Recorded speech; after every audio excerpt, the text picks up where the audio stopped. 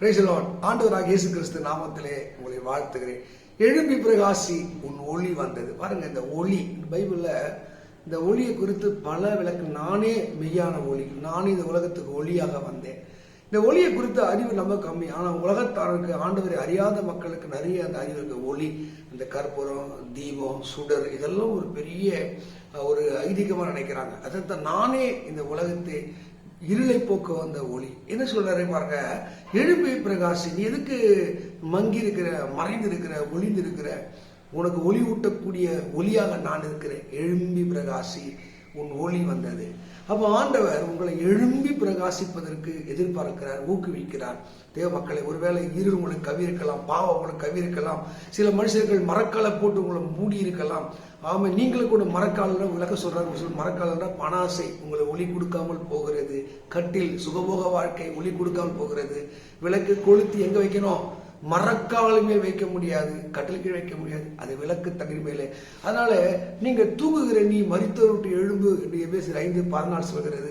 அப்போது கர்த்தர் உங்களை பிரகாசிக்க பண்ணுவார். தேவங்களை அப்ப பிரகாசிக்காமல் இருப்பதற்கு பல காரணம் உண்டு. பிரகாசிப்பதற்கு ஒரே காரணம் உண்டு, நீங்கள் எழும்பும் போதுதான். நீங்க எழும்பி பாருங்க, கண்டிப்பா பிரகாசிப்பீங்க. பரவாயில்ல, மனுஷர் கூட தட்டி தடுவாற்றி கீழே தள்ளி இருக்கலாம், நன்மை செய்திருக்கலாம், உதவி செய்திருக்கலாம், உங்க உதவி நன்மையை மறந்து போயிருக்கலாம், நீங்க ஊழியம் செஞ்சிருக்கலாம். அந்த ஊழியத்தினாலே நீங்க தியாகத்தோடு கஷ்டப்பட்டிருப்பீங்க, அது தப்பா பேசியிருப்பாங்க, அதனால நீங்க ஸ்லோ ஆயிட்டிருப்பீங்க. கொடுத்திருப்பீங்க, நீங்க அந்த கொடுத்தலை தப்பா பேசியிருப்பாங்க, ஸ்லோ ஆயிட்டீங்க.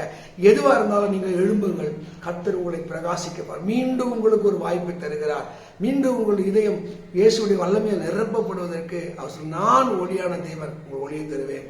இதோ யோவான் 1:9 சொல்லுகிறது, உலகத்திலே வந்து எந்த மனிதனையும் பிரகாசிக்கிற ஒளியே அந்த மெய்யான ஒளி. தேவ மக்களே, நீங்கள் ஒளி வீச வேண்டும், ஒளியாக இருக்க வேண்டும். இந்த பூமி மேலே நீங்கள் வெளிச்சமாக இருக்க வேண்டும். நீங்களே இந்த பூமிக்கு உப்பு என்று மத்திய 5 நம்ம 13 வாசிக்கிறோம். நீங்க ஒளியா இருக்கிறீங்க. அப்ப ஆண்டவர் நம்ம எப்படி எதிர்பார்க்கிறார்?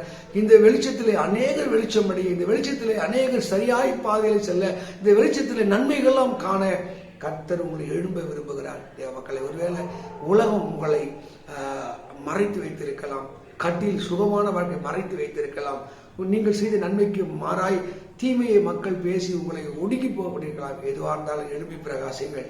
யோவான் 5:35. யோவான் என்ன பண்ணானா, எரிந்து பிரகாசிக்கிற ஒளியாண்டானா, அவன் ஒளியிலே சில காலம் அடைந்தீர்கள்.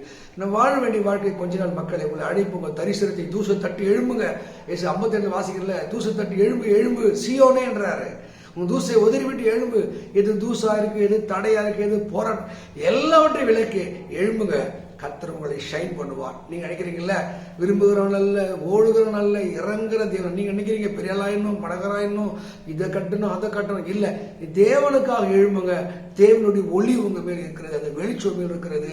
அது அநேகர்கிட்ட கொண்டு போய் சேருங்க. உங்களுக்கு செஞ்ச நன்மையை தேவன் உங்களோடு இருப்பதை நீங்கள் பகிர்ந்து கொண்டு பாருங்கள்.